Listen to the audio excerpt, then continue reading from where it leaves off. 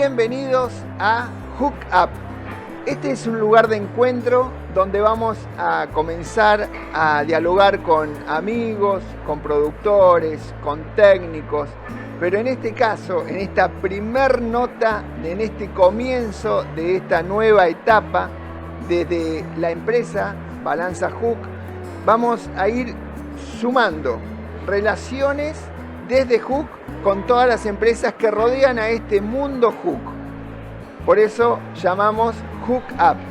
Y la primer nota que vamos a tener en este pequeño estudio desde la rural de Palermo es con Carlos Boneto. Carlos, ¿cómo andás? Bien, muy buenos días, Pablo. ¿Cómo estás? Muy bien. Un placer. Muy bien. Bueno, contá a la gente quién es Carlos Boneto. Bueno, vamos a hacerlo cortito. Sí, no hay problema. Soy un emprendedor. En estos últimos tiempos hice muchas cosas en mi vida, pero fundamentalmente en los últimos tiempos soy un emprendedor. En empresa propia arranco en 1989 con un feedlot en la localidad de Caferata, un feedlot que hoy es Los Aromos, un establecimiento modelo con una capacidad hoy de 11.500 cabezas instantáneas y que a fin de año, ya las obras están en marcha, va a estar en 21.000 cabezas instantáneas, con un crecimiento proyectado al año que viene y así sucesivamente. Y a raíz de esa incursión, o sea, yo nací en el campo, después me fui, hice muchísimos trabajos fuera del campo, y cuando comienzo con el feedlot, aún manteniendo mis trabajos fundamentalmente de trader internacional, con empresa manejé una trading durante mucho tiempo. Cuando regreso al campo, arrancamos con Los Aromos, empiezo a ver la necesidad de tecnología. O sea que para dar un buen servicio había que tener tecnología disponible. En ese momento yo tenía 500 animales propios en 1989 y digo, acá tengo que tomar una decisión. El capital era escaso, la disponibilidad de dinero, entonces tomo la decisión de vender los 500 animales, comprar tecnología y si no estaba disponible, la empecé a hacer la tecnología y ahora me voy hacia donde fui y así después eso despierta la necesidad de las balanzas electrónicas y así nace Hook y así sucesivamente después seguimos. ¿Qué hice en aquellos tiempos? En el 90 empiezo a ver la necesidad de contar, en aquel momento éramos muy poquitos los feedlots en Argentina, éramos pero contados con los dedos de la mano y la gente sostenía que ese sistema en Argentina no iba a prosperar. Que no, que la carne de feedlot, o sea, muchos años nos llevó a que la gente reconociera la calidad de la carne de feedlot y hoy prácticamente no hay otro consumo, sino que hoy es una cosa, una rareza consumir una carne que no es proveniente de feedlot y además te tiene que gustar. El paladar se acostumbró a eso y los mercados internacionales lo piden de una manera tremenda, con una demanda muy fuerte. Es más, el mayor precio de una carne es precisamente engordada a feedlot, por ejemplo con la cuota 481 para Europa.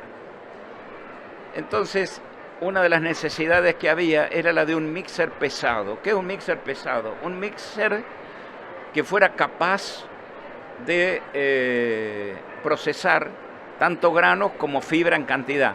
Y cuando hablo de fibra no hablo de silo de maíz, que es muy fácil de mantener dentro de un mixer y de mezclarlo, porque está todo cortadito, pequeñito. Hablo de fibra larga, hablo de rollos no cuteados, hablo de ese tipo de fibra difícil. Entonces, a un amigo le planteo el desafío. Y ese amigo me dice, no conozco ninguna de esas máquinas. ¿Hay alguna para mirar en el mercado como para guiarme? Le digo sí, acá a 50 kilómetros hay una máquina italiana a la cual nos puede inspirar. Así que fuimos juntos, estuvimos mirando cómo le daban de comer en el tambo, las bondades de la máquina. Y este amigo, un industrial al cual admiré y admiro mucho, pero que lamentablemente ya no está en este plano de la tierra, pero siguen sus hijos y son muy exitosos.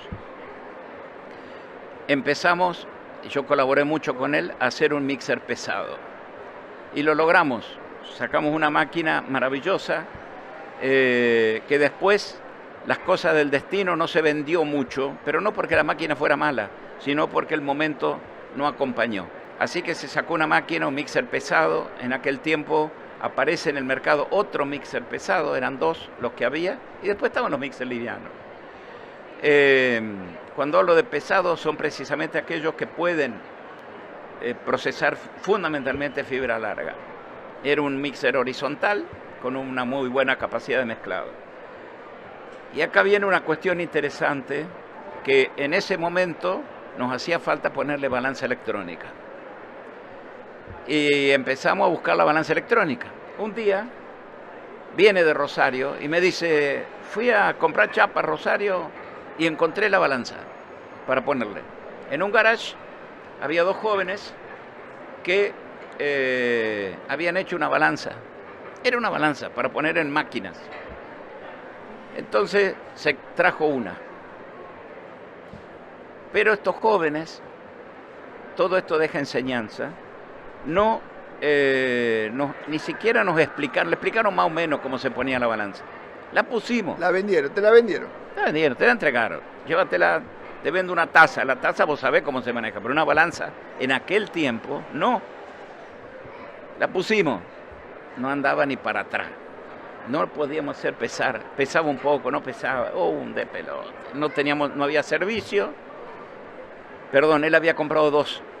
Una la puso en el mixer que había hecho para mí y la otra la puso en un mixer de una persona que tenía un tambo y que además era un asesor de tambos.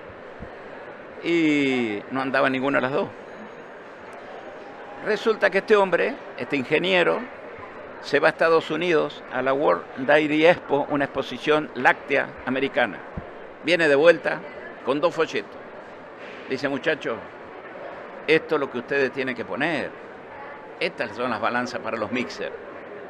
Entonces yo llamo a las compañías americanas y hubo una que me dijo, tenemos una persona nuestra que va a andar por Argentina dentro de 20 días. Toma contacto conmigo, era el año 90, teléfonos, casi nada de, no había teléfonos celulares, no celulares. Era todo teléfono fijo o fax.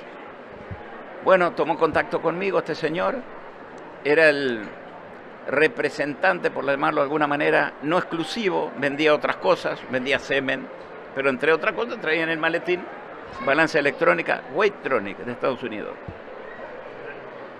Y así le compramos la primera balanza a este señor, la pusimos y andaba joya. Joya. Pasa el tiempo y yo empezamos a poner algunas y ya me gustó. Y entonces le digo, yo te quiero representar en Argentina. 92 ya era, el año 92, 91, 92. Y primero al gringo no le gustaba, él quería vender directo, como se hacía en Estados Unidos. Le digo, acá eso no va, acá tenés que vender, tenés que dar servicio, tenés que ir al campo a instalarla. Dice, pero allá no es así. Bueno, el mundo es distinto, Sudamérica es distinto. Y bueno, así fue que remé y por allá por el 94, 95 me dio la representación. Ah, pero te llevó muchos años. Ah, remaste bastante. A remar, hasta que el gringo se convenció que no podía vender. Y después yo tampoco podía vender. O sea, era resistida la balanza. Ya había empezado una competencia que tenía un tipo de celdas de carga que eran unas celdas de carga que los gringos, o sea, los americanos decían que eso ya era antiguo, que las celdas de compresión ya habían pasado de moda. Otro error de apreciación del mercado, que había que poner la celda en las puntas de eje. Bueno, pusimos la celda en las puntas de eje, la gente no la quería, los fabricantes de maquinaria agrícola no la querían. Así fue que le empiezo a decir, miren, vamos a fabricar en Argentina. Bueno, conseguimos en el mercado local argentino esas celdas de carga. Es larga la historia, pero voy a hacer más corta.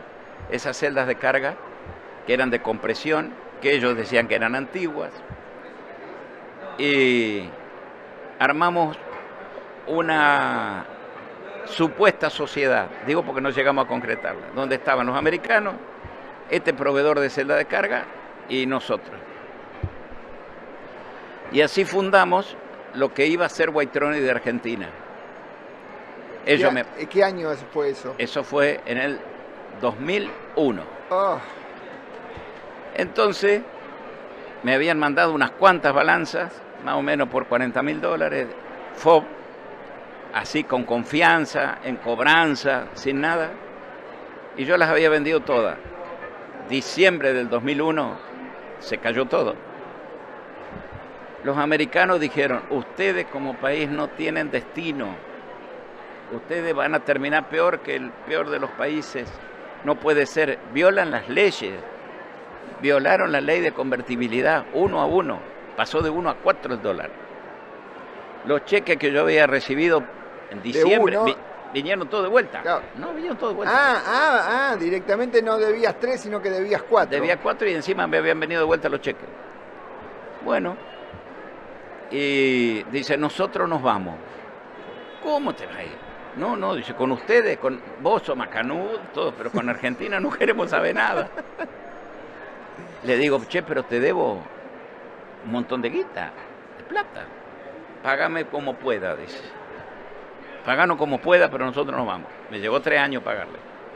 A juntar. Pero, ahí con este hombre que tenía las celdas de carga, nos asociamos. Contratamos una empresa externa que hiciera los desarrollos de los indicadores. Yo tenía descripto lo que tenía que hacer un indicador porque ya le había pasado unas cuantas reformas a los americanos, y así nace en el 2002, 23 de agosto del 2002, Balanza Hook Sociedad Anónima, con 2 socios, nosotros y la otra persona. Bueno, en noviembre se vendió la primera balanza de ese año a una empresa que está acá cerquita y a la cual desde acá la estoy viendo. Esa fue la balanza número 1. La balanza número 2 se vendió cerca, en un campo cerca de otra empresa que está acá cerquita también. Y de ahí en más, hasta el 2008, mi trabajo dentro de Hook fue frenar las ventas, no vender, frenarlas. Ya estaba Charlie, estaba Agustín.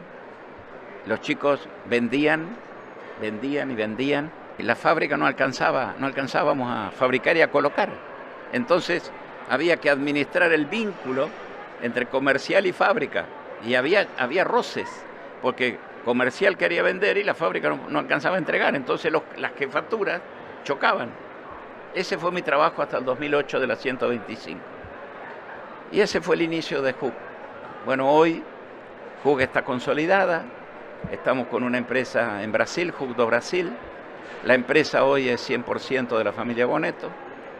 Estamos con otra empresa en Paraguay, distribuidora. Brasil es fabricante y distribuidora, igual que Argentina. Paraguay es distribuidora sola, que es Cabo Internacional. Y bueno, vendemos a muchísimos países, no solo limítrofes, sino otras partes del mundo. Y estamos muy felices con los 2 emprendimientos. O sea, el Feedlot dio nacimiento a ambas empresas. Me gustaría que me digas cuál fue esa primera empresa o quién fue el primero que te compró la 1. La balanza número 1, Industrias Montecora. Industrias Montecora, una gente maravillosa. Nosotros, imagínate, la primera balanza fui yo a colocarla y fueron 2 muchachos que me acompañaban. Gente maravillosa, Omar y Cristina. Omar, un genio, porque era con el que tratábamos. Con Cristina manejábamos los números, pero con Omar era la empatía de la fábrica. Y entonces fuimos en una camioneta Ford que yo tenía, los 3, llevamos hasta soldadura prestada, te digo, estábamos secos más IVA. Y llegó el mediodía y Omar dice, muchachos, nosotros cerramos al mediodía, volvemos a las 2 de la tarde. Bueno, Omar, qué lástima porque estamos trabajando. Miren, dice, lo estuve mirando. Hagan una cosa, nosotros nos vamos, le dejamos la fábrica, sigan trabajando. O sea, nos dejó la fábrica abierta. Nunca me voy a olvidar de ese gesto de Omar Borgiani. Fantástico, fantástico ese hombre. Y bueno, hoy el vínculo continúa, seguimos siendo proveedor y cliente. Es una gente fantástica, como todos los fabricantes argentinos, emprendedores, en la búsqueda. Bueno, todos son emprendedores, porque si nos vamos enfrente de Montecor, que está la otra empresa que es Cestari también. Cestari. ¿Qué historia tuviste con Cestari? ¿En Centroamérica? ¿Qué te pasó? Con Néstor. Somos hermanos de costilla con Néstor. Hace 10 años y medio, lo tenemos contadito, cumplimos 10 años el año pasado de haber nacido de nuevo.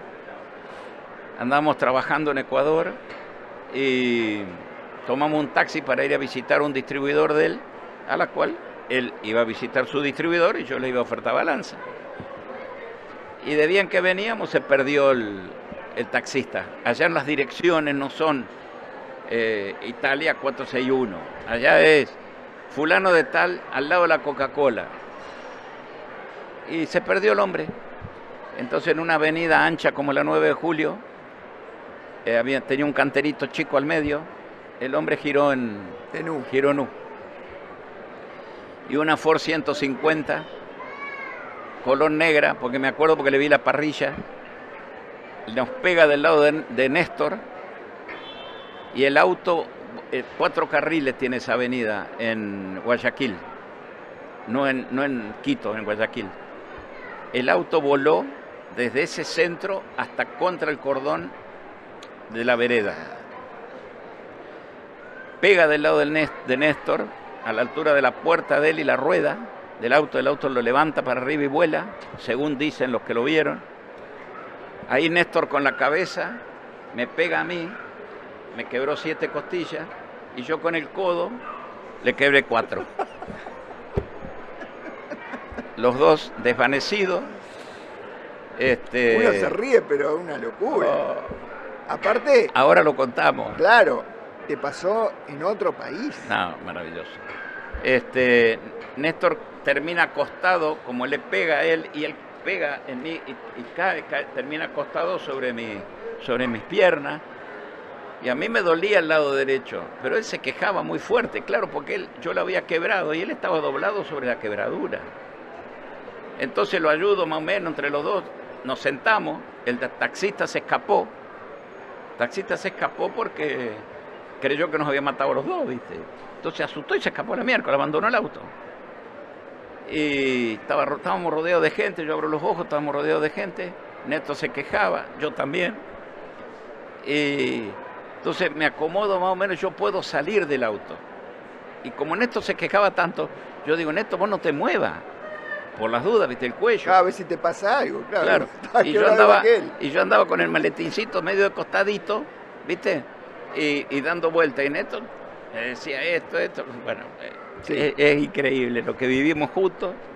Y llega la ambulancia.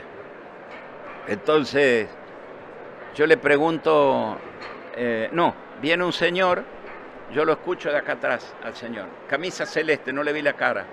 Yo creo en Dios, para mí era un ángel. Viene y me pregunta, ¿dónde los van a llevar? ¿Qué sé yo? Le digo al de la ambulancia, señor, mientras le ponían el cuello a Néstor y un chaleco. ¿Dónde nos van a llevar? Dice, al hospital. Y el señor me dice, acá en Ecuador hay un seguro para todos los, no sé si es para todos los transeúntes o para los extranjeros, no lo sé, o para turistas. Pero usted tiene derecho a que lo lleven a otro lugar. Pida que lo lleven a la clínica Kennedy Alborada. Le digo al de la ambulancia, ¿nos puede llevar a la clínica Kennedy Alborada? Sí, me dice. Y un policía que estaba ahí me dice, sí, ustedes tienen este seguro, nosotros los vamos a acompañar y después ustedes nos dan todos los datos, porque nosotros tenemos que reportar el accidente y reportar que ustedes fueron derivados a la clínica Kennedy Alborada. Bueno, ahí estábamos medio fieritos, los dos. Me sacan una radiografía a mí, dice 4 costillas quebradas. Internado, no sale de acá. Le sacan a Néstor una costilla quebrada. Usted no es necesario que se interne. Néstor tenía 4 y yo tenía 7. A mí me dejaron internado, a Néstor lo dejan ir. Néstor dice, Carlos, yo voy a seguir, tengo pasaje mañana para Colombia. Voló con 4 costillas quebradas a Colombia, un dolor atroz. Bueno, cuando llegamos a Argentina los dos, él llega primero, le sacan la radiografía, fue tremendo, fue un milagro que no le pasara nada. Y a mí con las 7 costillas, a los 10 días aparecí por acá. Esa fue la historia, con lo cual decimos que somos hermanos de costilla y cumplimos años el 1 de diciembre de cada año, que ese día fue el accidente. Eso significa, lo que estamos mostrando acá en estas notas, es historias de vida. Hoy decía, sí, el dueño de Hook, sí. En una carpa, en una camioneta, viajando por el mundo. No vos, sino todo, la gente de Yomel también, una historia bárbara. Yomel, Acron, todos, es increíble. Martínez Tanek, no sé, me voy a olvidar de muchos, seguramente. Es un esfuerzo. Sí, pero fue muy fuerte, fue muy fuerte. Comofra, Ombú, Montecor, ya lo nombré, todo. Y después, bueno, los rubros que no son afines a nosotros, que no hacen mixer y no usan balanza, pero toda la línea de sembradora, andábamos todos juntos en algún momento. De hecho, en Ecuador habíamos ido fuimos en un grupo, una misión, y los empresarios teníamos pasajes diferidos nosotros, por eso nos quedamos un día más. Los otros habían salido la noche anterior, nosotros nos quedaba ese sábado, estábamos nosotros, estaban los chicos de Metalfor, que estaba chico Cisneros, y no me acuerdo si había alguien más que habíamos quedado. Balanzas Hook, sistemas de pesaje para tolvas, mixers, camiones, balanzas para hacienda, comederos inteligentes, industria minera y petrolera, sistemas de pesaje para el sector forestal. Todos los equipos de Balanzas Hook poseen comunicación Wi-Fi y Bluetooth, datos compatibles con plataformas web. Balanzas Hook, tu producción vale lo que pesa. www.balanzashook.com.ar. Bueno, ¿cómo ves el futuro de las balanzas con todas estas tecnologías de los Fitzmanager, por ejemplo? Mira, una balanza hoy la hace cualquiera. O sea, las celdas de carga se compran, un indicador vos lo podés comprar, un chico que haya estudiado electrónica junta todas las partes y le pone esta taza arriba de la celda y pesa. Ahora, ¿qué hacemos? Bueno, primero hay que adaptar las celdas a cada una de las máquinas que se fabrican en los distintos mercados. Primero es adaptar y que la balanza colocada ahí pese. Primer tema. Y segundo, ¿ahí qué es? Ahí es un colector de un dato, como el auto tiene el medidor de temperatura, por ejemplo. Pero ¿qué hacemos con el dato? Bueno, lo que Hook ha hecho con el dato es precisamente desarrollar para cada una de las actividades un software diferenciado. O sea, y software que son de punta, o sea, no son software que no tienen un uso determinado, sino son software que a partir de la experiencia que nosotros tenemos como productores agropecuarios y ganaderos, más todo el contacto que uno tiene con los colegas, de los cuales uno se nutre. O sea, nosotros hacemos reuniones, por ejemplo, y charlas con gente que son contratistas rurales, con aplicadores de fertilizantes, con gente de Fieldots, y entonces vamos interactuando y decir, ¿qué es lo que te hace falta? Y bueno, así se producen procesos de automatización de las balanzas. Por ejemplo, una balanza hoy de una monotolva, la monotolva se pone en posición de descarga. Cuando abre el tubo, la balanza se prepara para tomar los datos de los kilos que se bajan. ¿Y qué hace después la balanza con esos kilos que se bajan?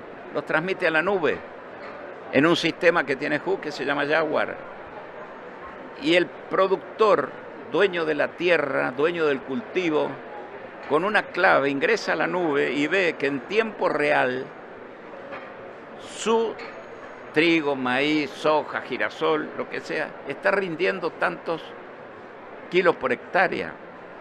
Y además esa monotolva la está descargando en un silo bolsa número 1 o en un camión que tiene la patente AXJ320. Está toda la información y el señor a lo mejor puede estar sentado a ver un hermoso lugar enfrente de la Torre Eiffel en París o en la Plaza San Marco de Venecia, y mientras la señora está de compra y mirando, él mira el celular y dice, estamos produciendo, me está dando 45 la soja. Hoy es eso. El caso del Field Manager. Field Manager, yo hace 36 años que tengo Fieldot. Fuimos creciendo de aquellas 500 cabezas. Primero empecé con 3. Después llegué a 500. Hoy estamos en 11.500. Eso nació en el 89. En el 91 yo ya había hecho el primer sistema de gestión en DOS. Un lenguaje DOS. Cuando aparece Excel, lo pasé a Excel. En ese momento yo operaba, o sea, yo ponía la vacuna en la manga y operaba el Excel. Y mi señora me ayudaba a facturar los sábados y domingos. Así trabajábamos. Sábado y domingo facturábamos, lunes a viernes trabajábamos en el terreno de lo concreto, porque además no solo teníamos el Fieldot, sino que hacíamos otras cosas. Y eso nos llevó a que, observando cómo el mercado se desarrollaba y las disponibilidades que había en el mercado, que nos llevaron como Hook. Nosotros queríamos integrarnos con todos los sistemas, pero todos los sistemas no estaban dispuestos a integrarse con nosotros. Entonces, como empresario, ¿yo qué tengo que hacer? ¿Me quedo y dejo que los sistemas se integren con cualquiera? No, hoy todo está abierto y todos tenemos que integrarnos con todos. Ese es el mensaje. Entonces dijimos, bueno, vamos a hacer un sistema que contemple todo. Y hoy el Feed Manager para leche, para carne, para manga contempla todo. Feed Manager carne, el leche y el manga. Exacto. De esto estamos hablando, que es muy importante esto, porque es lo que se viene. Esto es lo que está. Gracias. Un animal, todavía la caravana electrónica no está, no es obligatoria su uso en Argentina. Entonces cuando entra al Fieldot, o algunos la ponen antes, pero cuando entra al Fieldot, nosotros le ponemos una caravana electrónica donde se empieza a identificar, le damos un DNI al animal, que eso es la caravana electrónica, con un número, y después con el bastón, cada vez que pasa por la manga, lo controlamos. Entonces nosotros sabemos que los terneros que nos vende, o los novillos que nos vende Pablo Carezano, se comportan dentro del Fieldot de una manera. Se enferman, no se enferman, comen más, comen menos, cómo es su rendimiento, cómo es la conversión, cuántos kilos de comida necesito para hacer 1 kilo de carne.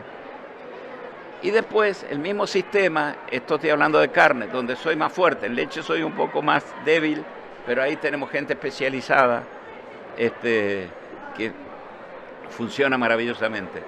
Pero nosotros en carne, por ejemplo, además de darle toda la información, de administrar los mixers, todo desde la oficina o desde cualquier parte del mundo. Un nutricionista durante la noche puede cambiar la receta y darle instrucciones al mixero que va a aparecer en el campo a las 6, 7 de la mañana. Y la receta se cambió a medianoche.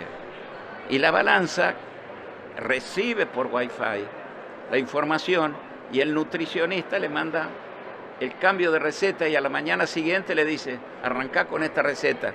Y el mixero lo único que tiene que hacer es mirar y decir, tengo que arrancar con esta receta, la voy a cargar, se carga de manera automática y después tengo que dar como tantos kilos en cada corral. Pero la balanza lo guía.